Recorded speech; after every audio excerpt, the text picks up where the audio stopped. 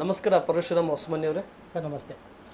ನನ್ನ ಮೊದಲನೇ ಪ್ರಶ್ನೆ, ಹಾವೇರಿ ಜಿಲ್ಲೆ ಶಿಗ್ಗಾಂವಿ ತಾಲೂಕಿನ ವನಹಳ್ಳಿ ಗ್ರಾಮ ಪಂಚಾಯಿತಿಯಿಂದ ತಾವು ಧಾರವಾಡ ಜಿಲ್ಲೆ ಹುಬ್ಬಳ್ಳಿ ತಾಲೂಕಿನ ನವಲಗುಂದ ವಿಧಾನಸಭಾ ಕ್ಷೇತ್ರದ ಕುಸುಗಲ್ ಗ್ರಾಮ ಪಂಚಾಯಿತಿ ಅಭಿವೃದ್ಧಿ ಅಧಿಕಾರಿಯಾಗಿ ಕಾರ್ಯನಿರ್ವಹಿಸಲಿಕ್ಕೆ ತಾವು ಬಂದಿದ್ದೀರಿ. ಹೌದು ಸರ್.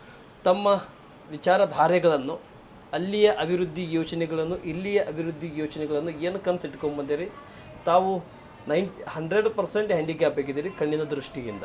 ಓಕೆ, ಹೇಗೆ ಸರ್ ಸಾಧ್ಯ? ಹೇಗೆ ಡೆವಲಪ್ಮೆಂಟ್ಗೆ ಪಾತ್ರ ವಹಿಸ್ತೀರಿ? ಅಲ್ಲಿ ಯಾವ ರೀತಿ ಮಾಡಿದ್ರಿ, ಇಲ್ಲಿ ಯಾವ ರೀತಿ ಮಾಡಬೇಕಂತ ಬಂದ್ರಿ? ಅಲ್ಲಿ ಸರ್ ಆ ವಿಚಾರ ಹೇಳೋದ್ರೆ, ನಾನು ಆಲ್ಮೋಸ್ಟ್ ಆಲ್ ಎಲ್ಲ ರೀತಿಯ ಚೆನ್ನಾಗಿ ರೀತಿ ಕೆಲಸ ಮಾಡಿದ್ದೀನಿ. 15 ಫೈನಾನ್ಸು, ನರೇಗಾ, ಈ ಸೊತ್ತು ಮತ್ತು ನರೇಗಾದೊಡೆಯಲ್ಲಿ ಅನೇಕ ಸಿಮೆಂಟ್ ರಸ್ತೆಗಳನ್ನು ಈಗೂ ಕೂಡ ನೀವು ನೋಡ್ಬೋದು ವನಹಳ್ಳಿ ಗ್ರಾಮದಲ್ಲಿ. ಅವು ಚೆನ್ನಾಗಿದ್ದಾವೆ. ಸೊ ಟ್ಯಾಕ್ಸ್ ವಿಚಾರದಲ್ಲಿ ನನಗೆ ಒನ್ ಟೈಮ್ ನಾನು ಪ್ರೈಸ್ ತೊಗೊಂಡಿದ್ದೀನಿ ಡಿಸ್ಟ್ರಿಕ್ಟ್ ಲೆವೆಲಲ್ಲಿ.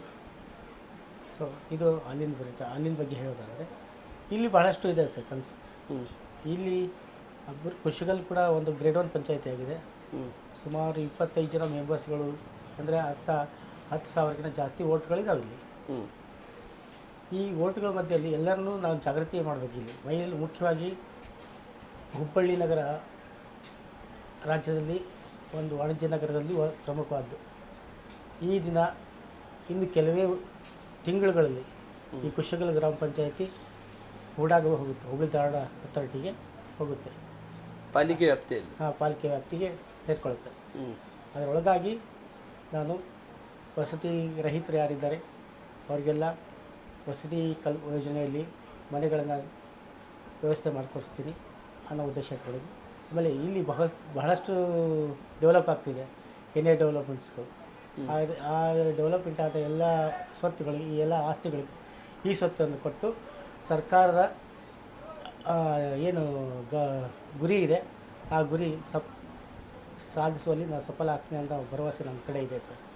ಆಮೇಲೆ ಇಲ್ಲಿ ಬಹಳಷ್ಟು ನಿರುದ್ಯೋಗಿಗಳಿದ್ದಾರೆ. ಈಗ ಏನು ಮೊದಲು ನರೇಗಾ ಇತ್ತು, ಈಗ ವಿ ಪಿ ಜಿ ಪಿ ಅಂತಿದೆಯಲ್ಲ, ವಿಕಸಿತ ಭಾರತ ಗ್ರಾಮೀಣ ಅಭಿವೃದ್ಧಿ ಅಂಥೇಳಿ ಆ ಒಂದು ಕಾರ್ಯಕ್ರಮಕ್ಕೆ ಚಾಲನೆ ಕೊಟ್ಟು ಹೆಚ್ಚಿನ ಜನರಿಗೆ ಕೆಲಸ ಕೊಟ್ಟು ಅವರು ಬೇರೆ ಪ್ರದೇಶಗಳಿಗೆ ವಲಸೆ ಹೋಗದಿರೋ ಹಾಗೆ ನೋಡ್ಕೊಳ್ತೀನಿ ಸರ್. ಸರಿ, ಆಮೇಲೆ ಹೇಳಿ ಸರ್. ಆಮೇಲೆ ಈ ಇಂದಿನ ದಿನಗಳಲ್ಲಿ ಮಹಿಳೆಯರಿಗೆ ಮೇಲೆ ಬಹಳಷ್ಟು ದೌರ್ಜನ್ಯಗಳು ನಡೀತಾ ಇದ್ದಾವೆ. ಅವರ ಒಂದು ಸಬಲೀಕರಣಕ್ಕೆ ಸರ್ಕಾರದಿಂದ ಏನು ಕಲ್ಪನೆ, ಏನು ಕಾರ್ಯಕ್ರಮಗಳನ್ನು ಜಾರಿಗೊಳಿಸಿದ್ದಾರೆ ಅವುಗಳನ್ನು ಪರಿಣಾಮಕಾರಿಯಾಗಿ ಜಾರಿಗೊಳಿಸುವಲ್ಲಿ ನಾನು ಮನಪೂರ್ವಕವಾಗಿ ಪ್ರಯತ್ನ ಮಾಡ್ತೀನಿ ಸರ್. ಸರಿ ಸರ್, ಈ ತಪ್ಪು ತಿಳ್ಕೊಳಕ್ಕೆ ಹೋಗ್ಬಿಡಿ, ಈ ರೀತಿ ಕೇಳ್ತಾ ಇದ್ದೀನಿ ಅಂತೇಳಿ ಹೇಳಿ. ತಾವು ಹ್ಯಾಂಡಿಕ್ಯಾಪ್ ಇದ್ದರೂ ಕೂಡ ಯಾವ ರೀತಿ ವೀಕ್ಷಣೆ ಮಾಡ್ತೀರಿ ಕೆಲಸದ ಬಗ್ಗೆ? ಯಾವ ರೀತಿ ಹೆಂಗೆ ಅದ್ರ ಬಗ್ಗೆ ಸ್ಟಡಿ ಮಾಡ್ತೀರಿ? ಸ್ಟಡಿ ಮಾಡೋಕ್ಕೆ ಬೇಕಾದಷ್ಟು ವಿಧಾನಗಳಿದ್ದಾವೆ ಸರ್. ನಾನು ತಂತ್ರಜ್ಞಾನಗಳನ್ನು ಬಹಳ ಸಫಲಪೂರ್ವಕವಾಗಿ ಬಳಸ್ಕೊಳ್ತೀನಿ. ಆಮೇಲೆ ನಮ್ಮ ಸಿಬ್ಬಂದಿಗಳು ಕೂಡ ತುಂಬ ಹಾರ್ಡ್ ವರ್ಕ್ ಮಾಡ್ತಿದ್ದಾರೆ. ಅದೆಲ್ಲ ತಿಳ್ಕೊಂಡು ನಾನು ಈ ಪಂಚಾಯತಿಗೆ ಬಂದಿದ್ದೀನಿ. ಹಾಗೇನಿಲ್ಲ, ತಾಂತ್ರಿಕವಾಗಿ ನಾವೆಲ್ಲ ಪರಿಶೀಲನೆ ಮಾಡ್ತೇವೆ. ಒಬ್ಬರೇ ಜವಾಬ್ದಾರಿ ತೊಗೊಳ್ಳಲ್ಲ, ನಾನು ಸಂಘಟಿತರಾಗಿ ಕೆಲಸ ಮಾಡ್ತೀವಿ. ಉದಾಹರಣೆಗೆ ಯಾವುದೋ ಒಂದು ಬಿಲ್ ಮಾಡಬೇಕಾದ್ರೆ ಸೆಕ್ರೆಟರಿ ಅವರ ಒಂದು ಅನುಮೋದನೆ ಇರಬೇಕು. ಅವರ ಅನುಮೋದನೆ ನೋಡಿದ ಮೇಲೆ ನಾನು ಮುಂದಿನ ಪ್ರೊಸೀಜರ್ ಮೇಂಟೈನ್ ಮಾಡ್ತೀನಿ. ಸರಿ, ತಾವು ಇಲ್ಲಿ ಬಂದ ಮೇಲೆ ಯಾವ್ಯಾವ ಅಭಿವೃದ್ಧಿಗೆ ಕ್ರಿಯಾಯೋಜನೆ ಆಗಿತ್ತು, ಯಾವ್ಯಾವ ಅಭಿವೃದ್ಧಿಯನ್ನು ಚಾಲನೆಯಲ್ಲಿ? ಕ್ರಿಯಾಯೋಜನೆ ಈಗ 2026-27 ಮಾಡಬೇಕಿದೆ. ಆ ಕ್ರಿಯಾಯೋಜನೆ ಮಾಡಿಸುವಲ್ಲಿ ನಾವು ಪ್ರಯತ್ನ ಮಾಡ್ತಾಯಿದ್ದೀವಿ. ಆಮೇಲೆ ಹಿಂದಿನ ಕ್ರಿಯಾಯೋಜನೆ ಯಾವ ಪೆಂಡಿಂಗ್ ವರ್ಕ್ ಇದ್ದಾವೆ ಅದನ್ನು ಕ್ಲಿಯರ್ ಮಾಡ್ತಾಯಿದ್ದೀವಿ ಸರ್. ಸರಿ, ಓಕೆ. ಈ ತಾವು ಬರೋಕ್ಕಿಂತ ಮುಂಚಿತವಾಗಿ ಈ ಕುಸುಗಲ್ ಗ್ರಾಮ ಪಂಚಾಯತಿ ಚುನಾವಣಾ ಪ್ರತಿನಿಧಿ ಅವರು ಆಡಳಿತದಲ್ಲಿ ಇದ್ದರು. ತಾವು ಬಂದ ಮೇಲೆ ಬೀಳ್ಕೊಟ್ರಿ ಅವರಿಗೆ? ಇಲ್ಲ, ನಾನು ಅಧಿಕೃತವಾಗಿ ಏನು ಬೀಳ್ಕೊಟ್ಟಿಲ್ಲ, ಗಮನದಲ್ಲಿರ್ಬೋದು. ಬಟ್ ನಾನು ಈ ಪಂಚಾಯತಿಗೆ 2ನೇ ತಾರೀಕು ಬಂದೆ. ಅವ್ರು 1ನೇ ತಾರೀಕು ಆಲ್ರೆಡಿ ಅವ್ರದ್ದು ಅಧಿಕಾರ ಮುಗಿದಿತ್ತು. ಸೊ ಅವರನ್ನು ಬೀಳ್ಕೊಡುಗೆ ತಾವು ಬಂದ ಮೇಲೆ ಅವರು ಅನುಮೋದನೆ ಮಾಡಿಟ್ಟಿರ್ತಕ್ಕಂಥ ಅಭಿವೃದ್ಧಿಗಳನ್ನು ಗ್ರಾಮ ಸಭೆಯಲ್ಲಿ ಆಗಿರಲಿ, ವಾರ್ಡ್ ಸಭೆಯಲ್ಲಿ ಆಗಿರಲಿ, ಸಾಮಾನ್ಯ ಸಭೆಯಲ್ಲಿ ಆಗಿರಲಿ ಬಂದಿರತಕ್ಕಂಥ ಅಭಿವೃದ್ಧಿಗಳನ್ನು ನೀವು ಬಂದ ತಕ್ಷಣ ಅದರ ಬಗ್ಗೆ ಯಾವ ರೀತಿ ವೀಕ್ಷಣೆ ಮಾಡಿದ್ರಿ? ಯಾವ ರೀತಿ ಅದರ ಬಗ್ಗೆ ಯೋಚನೆಗಳನ್ನು ತೊಗೊಂಡ್ರಿ? ಯಾವ ರೀತಿ ಅಭಿವೃದ್ಧಿ ಮಾಡಬೇಕಂತೇಳಿ ತಾವು ಆ ಸಮಿತಿಯನ್ನು ಬಿಟ್ಟು ಹೋಗಿರ್ತಕ್ಕಂಥ ಕೆಲಸ ಕಾರ್ಯಗಳನ್ನು ಹಾಂ ತಮ್ಮ ಹೆಗಲಿ ಮೇಲೆ ಇಟ್ಟುಕೊಂಡು ಯಾವ ರೀತಿ ಮುಂದುವರಿಸ್ಬೇಕಂತ ಯೋಚನೆ ಮಾಡಿ. ಈಗ ಹಳೆ ಮೀಟಿಂಗಲ್ಲಿ ಯಾವ ಟರಾಗಳನ್ನು ಪಾಸ್ ಮಾಡಿದ್ದಾರೆ ಕೆಲಸದ ವಿಚಾರದಲ್ಲಿ, ಆ ಟರಾಗಳಿಗೆ ತಕ್ಕಂಥ ಕೆಲಸಗಳು ಆಗಿದೋ ಇಲ್ಲೋ ಫಸ್ಟ್ ಆಫ್ ಆಲ್ ಆಗಿದ್ದರೆ ಅದನ್ನು ಪರಿಶೀಲನೆ ಮಾಡಿ ಆಗ್ತಿರೋ ಕೆಲಸನ ವರದಿ ತೊಗೊಳ್ತೀನಿ.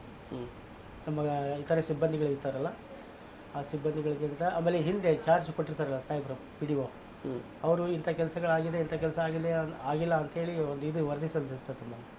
ಅವುಗಳನ್ನು ನೋಡಿ ಆ ಕೆಲಸ ಮಾಡೋಕ್ಕೆ ಗಮನ ಕೊಡ್ತೀವಿ. ಜಸ್ಟ್ ನಾನು ಈಗ ಬಂದು ಇನ್ನೂ ಒಂದು ತಿಂಗಳು ಆಗಿಲ್ಲ ಚಾರ್ಜ್ ತೊಗೊಂಡು, ಈಗ ನಾನು ಅದನ್ನು ಒಂದೊಂದಾಗಿ ಪರಿಶೀಲನೆ ಮಾಡ್ತಾ ಇದ್ದೀವಿ.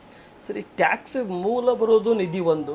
ಹಾಂ, ನಿಧಿ ಒಂದರ ಬಗ್ಗೆ ತಮ್ಮ ಕ್ರಮ ಏನಿದೆ ಸರ್? ಟ್ಯಾಕ್ಸ್ ಕಟ್ಲಾರ ಜನರಿಗೆ, ಯಾಕಂದರೆ ಇದೊಂದು ಕಮರ್ಷಿಯಲ್ ಸಿಟಿ, ಹೌದು ಆಮೇಲೆ ಅತಿ ಹೆಚ್ಚು ಡೆವಲಪರ್ಸ್ಗೆ ಫೇಸ್ ಆಗುವಂಥ ಸಿಟಿ.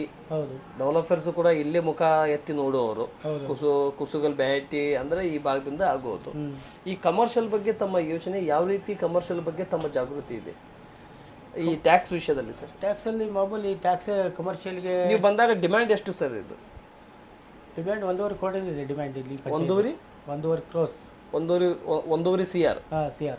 ಅದರಲ್ಲಿ ಎಷ್ಟು ರಿಕವರಿ ಆಗಿದೆ? ರಿಕವರಿ 67% ರೀಚ್ ಆಗಿದ್ದೀವಿ ನಾವು. We hope August 1 CR reach ಆಗಿರ ಸರ್? ಇದು ರೀಚ್ ಆಗಿಲ್ಲ.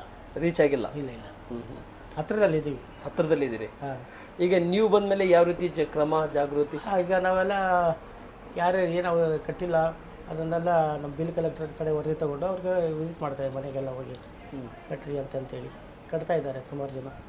ಸರಿ, ಕುಸುಗಲ್ ಗ್ರಾಮ ಪಂಚಾಯತಿ ಅಭಿವೃದ್ಧಿ ಅಧಿಕಾರಿ ಆಗಿರ್ತಕ್ಕಂಥ ಪರಶುರಾಮ್ ಯಲ್ಲಪ್ಪ ಹೊಸಮನಿಯವರು ಇಲ್ಲಿ ಆಡಳಿತದಲ್ಲಿ ಇರುವವರಿಗೆ ಯಾವ ರೀತಿ ಈ ಸಿಟಿ ಡೆವಲಪ್ಮೆಂಟ್ಗೆ ತೊಗೊಂಡು ಹೋಗ್ಬೇಕಂತ ಅಂದ್ಕೊಂಡ್ರಿ?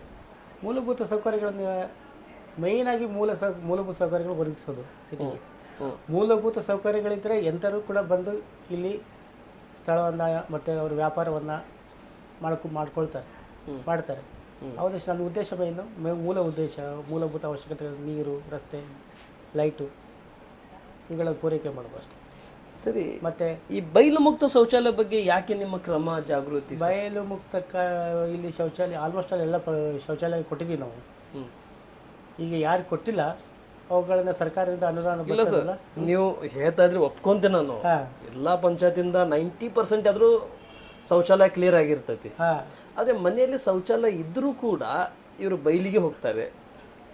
ಇಲ್ಲ, ಅಂಥ ಪ್ರಕರಣಗಳು ನಮ್ಮ ಪಂಚಾಯತಿಯಲ್ಲಿ ಭಾಳ ಕಡಿಮೆ ಇದೆ. ಇದುವರೆಗೂ ನಮಗೆ ಆ ವಿಚಾರಕ್ಕೆ ಬಯಲು ಶೌಚ ಮಾಡೋದು ಕಂಡು ಬಂದಿಲ್ಲ. ಕಂಡು ಬಂದರೆ ತಕ್ಷಣ ಅವ್ರಿಗೆ ತಿಳುವಳಿಕೆ ಕೊಡ್ತೀವಿ ನಾವು. Yes, okay. ಸರಿ, ಪರಶುರಾಮ್ ಅವರು ಈ ಪಂಚಾಯತಿಗೆ ಬಂದ ಮೇಲೆ ಯಾವ ರೀತಿ ಸಿಸ್ಟಮೆಟಿಕ್ ಆಗಿಟ್ರಿ ಪಂಚಾಯತಿ? ಸಿಸ್ಟಮೆಟಿಕ್ ಆಗಿ ಈಗ ನಮ್ಮ ಪಂಚಾಯತಿ ಸಿಸ್ಟಮೆಟಿಕ್ ಆಗೇ ಇದೆ, ವ್ಯವಸ್ಥಿತವಾಗೇ ಇದೆ. ಬೆಳಗ್ಗೆ ಏನು 10 ಗಂಟೆಗೆ ಎಲ್ಲರೂ ಬರ್ತಾರೆ, ಅದೇನು ಬಯೋಮೆಟ್ರಿಕ್ ಕೊಡ್ತಾರೆ, ಆ ಕೆಲಸಕ್ಕೆ ಅವ್ರು ಹೋಗ್ತಾರೆ. ನಾವು ನಿಯೋಜನೆ ಮಾಡಿರ್ತೀವಿ, ಆ ಕೆಲಸಕ್ಕೆ ಮಾಡ್ತಾರೆ. ಸುಮಾರು 16 ಜನಕ್ಕಿಂತ ಹೆಚ್ಚಿನ ಸ್ಟಾಫ್ ನಮ್ಮಲ್ಲಿದ್ದಾರೆ. ಎಲ್ಲರನ್ನೂ ನಾವು ಸರಿಯಾಗಿ ಬಳಸ್ಕೊಳ್ತೀವಿ. ಮತ್ತು 3 ವೆಹಿಕಲ್ಗಳಿದೆ, SBM ಮತ್ತು ಮುಕ್ತಿ ವಾಹನ ಅಂತೇಳಿ ನಾವು ವೆಹಿಕಲ್ಗಳನ್ನು ಇಟ್ಕೊಂಡಿದ್ವಿ. ಈ ಮುಕ್ತಿ ವಾಹನ ಯಾರು ಅವಶ್ಯಕತೆ ಇರೋರು ಬಳಸ್ಕೊಳ್ತಾರೆ. ಅವ್ರಿಗೆ ಒಂದು ಟ್ರಿಪ್ಪಿಗೆ 2,000 ರೂಪಾಯಿ ಚಾರ್ಜ್ ಮಾಡ್ತೀವಿ ನಾವು. ಅದು ಪಂಚಾಯತಿಗೆ ಇನ್ಕಮ್ ಆಗುತ್ತೆ. ಸರಿ, ಈ ಶಿಕ್ಷಣ ವ್ಯವಸ್ಥೆ ಅಂಗನವಾಡಿ ಆಗಿರಲಿ, ಪ್ರೌಢಶಾಲೆ ಆಗಿರಲಿ ಮತ್ತು ಕಾಲೇಜ್ ಆಗಿರಲಿ, ನಿಮ್ಮ ಪಂಚಾಯತಿಲಿ ಯಾವ ರೀತಿ ಇದೆ? ನಿಮ್ಮ ಪಂಚಾಯತಿ ವ್ಯಾಪ್ತಿಯಲ್ಲಿ ತಾವು PDO ಅವ್ರು ಬಂದಾಗಿಂದ ಭೇಟಿ ಮಾಡಿದ್ರೆ ಸರ್ ಅಂಗನವಾಡಿಗೆ ಏನಾದರೂ? ಅಂಗನವಾಡಿಗೆ ಹೋಗಿದ್ವಿ, ಹೋಗಿ ಮಕ್ಕಳು ಇದ್ದಾರೆ, ಬರ್ತಾರೆ, ಪರವಾಗಿಲ್ಲ, ಎಲ್ಲ ರೀತಿ ವ್ಯವಸ್ಥಿತವಾಗಿ ನಡೀತಾ ಇದೆ. ಪರವಾಗಿಲ್ಲ, ವಿಸಿಟ್ ಮಾಡಿದ್ವಿ ಸಂಸ್ಥೆಗಳಿಗೆ. ಈಗ ಹಿರಿಯ ಹೆಣ್ಣುಮಕ್ಕಳ ಶಾಲೆ, ಪ್ರೌಢಶಾಲೆ ಮತ್ತು ಅಂಗನವಾಡಿ, ಈಗ ಗೌರ್ಮೆಂಟ್ ಶಾಲೆಗಳನ್ನ ಎಲ್ಲ ವಿಸಿಟ್ ಮಾಡಿದ್ವಿ. ಇನ್ನು ಪ್ರೈವೇಟ್ ಸ್ಕೂಲ್ಗಳ ಬಗ್ಗೆ ಸ್ವಲ್ಪ ಅವರ ನೋಡಿಕೊಂಡು ಅವ್ರಿಗೆ ವಿಸಿಟ್ ಮಾಡಿ ಅಲ್ಲಿರ್ತಕ್ಕಂಥ ಕುಂದುಕೊರತೆಗಳನ್ನು ನಿವಾರಣೆ ಮಾಡುವಲ್ಲಿ ಪ್ರಯತ್ನಶೀಲರಾಗ್ತೀವಿ. ಸರಿ, ನಿಮ್ಮ ಪಂಚಾಯತಿಗೆ ನೋಡಲ್ ಅಧಿಕಾರಿ ನೇಮಕ ಆಗಿದಲ್ಲ ಸರ್? ಹೌದು. ಅವ್ರ ಜೊತೆ ಮತ್ತು ನೀವು ಕೂಡಿಕೊಂಡು ಯಾವ ರೀತಿ ಅಭಿವೃದ್ಧಿಗೆ ಮುಖ ತೊಗೊಂಡು ಹೋಗಲಿಕ್ಕೆ ರೆಡಿ ಆಗಿರಿ? ಎಷ್ಟು ಸಿದ್ಧತೆ ಆಗಿರಿ? ಎಷ್ಟು ಸೀರಿಯಸ್ ಆಗಿದ್ದೀರಿ ಸರ್? ಈಗ ನಮ್ಮದು ನಮ್ಮ ಪಂಚಾಯತಿಯಲ್ಲಿ ಮಹಾದುರ್ಗಾ ಕಾಲೋನಿ ಅಂತ ಒಂದು ಕಾಲೋನಿ ಇದೆ. ಅಲ್ಲಿ ಬಹಳಷ್ಟು ಜನರ ಒಂದು ದೂರುಗಳಿದ್ದು ನಮಗೆ. ಆ ಒಂದು ದೂರು ನಿವಾರಣೆ ಮಾಡುವಲ್ಲಿ ನಾನು ಮತ್ತು ನಮ್ಮ ನೋಡಲ್ ಆಫೀಸರ್ಸ್, ನಮ್ಮ ಸಿಬ್ಬಂದಿಗಳು ಎಲ್ಲರೂ ಭೇಟಿ ಕೊಟ್ಟು ಅವರ ಅಹವಾಲು ಏನಿತ್ತು, ಅಲ್ಲಿ ನೀರು ನಿಂತ್ಕೊಳ್ತಾ ಇತ್ತು, ಆ ನೀರನ್ನು ಎತ್ತುವಲ್ಲಿ ನಾವು ಯಶಸ್ವಿಯಾಗಿದ್ವಿ. ಮತ್ತು ಅದಕ್ಕೆ ಶಾಶ್ವತ ಪರಿಹಾರವನ್ನು ಕಂಡುಹಿಡಿಯೋಕ್ಕೆ ಪ್ರಯತ್ನ ಮಾಡ್ತಾಯಿದ್ವಿ. ಥ್ಯಾಂಕ್ ಯು, ತುಂಬ ಧನ್ಯವಾದಗಳು ಪರಶುರಾಮ್ ಅವರೇ. ಆಮೇಲೆ ಕೊನೆಯದಾಗಿ ಈಗಿನ ಜನ್ರೇಷನ್ಗೆ, ನಾನು ಹ್ಯಾಂಡಿಕ್ಯಾಪ್ ಇದೇನೆ ನನ್ನ ಕೈಲಿ ಅಸಾಧ್ಯ ಅನ್ನುವಂಥ ಜನ್ರೇಷನ್ಗೆ ತಾವು ಇಷ್ಟೆಲ್ಲ ಇದ್ರೂ ಹಿಂಗಿದ್ರೂ ಕೂಡ ನಾನು ಒಂದೇನೋ ಒಂದು ನನಗೆ ಅವಕಾಶ ಸಿಕ್ಕಿದೆ, ನಾನು ಮಾಡಿ ತೋರಿಸ್ಬೇಕಂತೇಳಿ ಏನು ಛಲ ಕಟ್ಕೊಂಡು ಮುಂದೆ ಬರ್ತಾ ಇದ್ರಿ. ಈಗಿನ ಜನ್ರೇಷನ್ಗೆ ಮತ್ತು ಈಗಿನ 30%, 40%, 50%, 60% ಇದ್ದಂಥ ಹ್ಯಾಂಡಿಕ್ಯಾಪ್ಗಳಿಗೆ ಏನು ಹೇಳಕ್ಕೆ ಇಷ್ಟಪಡ್ತೀರಾ ಸರ್? ಧೃತಿಗೆಡಬೇಡ್ರಿ, ಶಿಕ್ಷಣ ಪಡೀರಿ. ಶಿಕ್ಷಣ ಪಡೆದ್ರೆ ನಿಮ್ಮಲ್ಲಿ ಜಾಗೃತಿ ಬರುತ್ತೆ. ಜಾಗೃತಿ ಬಂದರೆ ನೀವು ಆಟೋಮೆಟಿಕಲಿ ಕೆಲಸ ಮಾಡೋ ಛಲ ಬರುತ್ತೆ. ಆ ಛಲ ಬಂದ ತಕ್ಷಣ ಕೆಲಸ ನೀವು ಯಾವುದೇ ರೀತಿಯಲ್ಲಿ ಕೆಲಸ ಮಾಡ್ತೀರಾ, ಆ ಕೆಲಸ ಮಾಡಿದ್ಮೇಲೆ ನೀವು ಸ್ವಾವಲಂಬಿ ನೀವೇ ಆಗ್ತೀರಾ. ಹಾಗಾದ್ರೆ ಇನ್ನೊಬ್ಬರಿಗೆ ನೀವು ಮಾಡೆಲ್ ಆಗ್ತೀರಾ, ಆದರ್ಶರಾಗ್ತೀರಾ. ದಟ್ಸ್ ವೈ ಶಿಕ್ಷಣ ಪಡೀರಿ. ಯಾವುದೇ ರೀತಿ ಹ್ಯಾಂಡಿಕ್ಯಾಪ್ ಆಗಲಿ ಶಿಕ್ಷಣದಿಂದ ಆಗೋಗ್ಬಿಟ್ರಿ. ಶಿಕ್ಷಣ ಪಡಿಬೇಕನ್ನೋದು ನನ್ನ ಉದ್ದೇಶ. ಓಕೆ, ಥ್ಯಾಂಕ್ ಯು, ತುಂಬ ಧನ್ಯವಾದಗಳು ಪರಶುರಾಮ್ ಯಲ್ಲಪ್ಪ ಹೊಸಮನಿಯವರೇ. You are most welcome sir. ಇಷ್ಟೊತ್ತವರೆಗೆ ನಮ್ಮ ಜೊತೆ ಮಾತನಾಡಿದ್ದಕ್ಕೆ, ಮತ್ತು ನಾನು ಕತ್ತಿಲದಲ್ಲಿ ಇದೇನೆಂದರೂ ಕೂಡ ಜಗತ್ತಿಗೆ ನಾನು ಕತ್ತಿಲದಲ್ಲಿ ಇಡೋದಿಲ್ಲ, ನಾನು ಹ್ಯಾಂಡಿಕ್ಯಾಪ್ ಆಗಿದ್ದೇನೆಂದು, ನಾನು ವಂಚಿತನಾಗಿದ್ದೇನೆಂದರೂ ಕೂಡ ಕ್ಷೇತ್ರ ಜನತೆಗೆ ಪಂಚಾಯತಿ ವ್ಯಾಪ್ತಿಯಲ್ಲಿ ಬರುವಂಥ ಪ್ರತಿಯೊಂದು ಅಭಿವೃದ್ಧಿ ಕೂಡ ಜನರಿಗೆ ವಂಚಿತ ಆಗೋದಿಲ್ಲ, ನಾನು ಮಾಡಿ ತೋರಿಸೋದೇ ನನ್ನ ಗುರಿ ಅಂತೇಳಿ ತಾವೇನು ಮುಂದೆ ಸಾಗ್ತಾ ಇದ್ರಿ. ದೀಪದ ಕೆಳಗಡೆ ಕತ್ತಲೆ ಅಂತಾರಲ್ವಾ, ಅದು ಸಹಜ ಎಲ್ಲರಿಗೂ. ತಮ್ಮ ಮನೆ ಹೇಗಿದ್ರು ಪರವಾಗಿಲ್ಲ, ಮನೆ ಊರಿಗೆ ಉಪಕಾರಿ ಮನೆಗೆ ಏನೋ ಅಂತಾರಲ್ಲ, ಗಾದೆ ಇದೆಯಲ್ಲ, ಆ ಥರ ಇದು ನಾವೇನು ತಲೆ ಕೆತ್ಕೊಳ್ಳಲ್ಲ. ನಮ್ಮ ಕರ್ತವ್ಯ ಏನಿದೆ ಅದು ಮಾಡ್ತೀವಿ ಸರ್. ಥ್ಯಾಂಕ್ ಯು, ನಮಸ್ತೆ, ಜೈ. ನಮಸ್ತೆ ಸರ್.